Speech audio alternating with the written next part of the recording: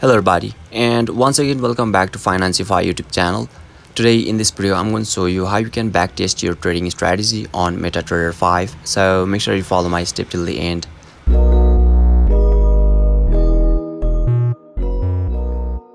First thing first, I assume that you have already downloaded the MetaTrader 5, and now once you open it, you will be able to see the interface or dashboard of the MetaTrader 5 shown in the screen, where you can see there is a settings option at the bottom right corner of this dashboard.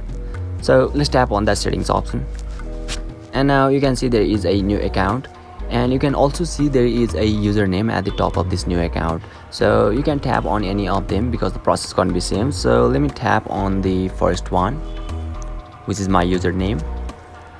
And now you can see I have already a demo account in here. So for a backtesting you actually need a demo account. So let me tap on the plus icon to show you a demo.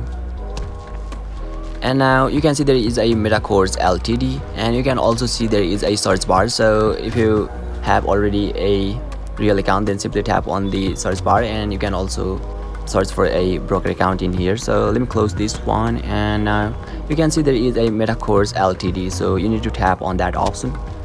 And now you can see if you have already a account, then you can simply enter your login ID and your password.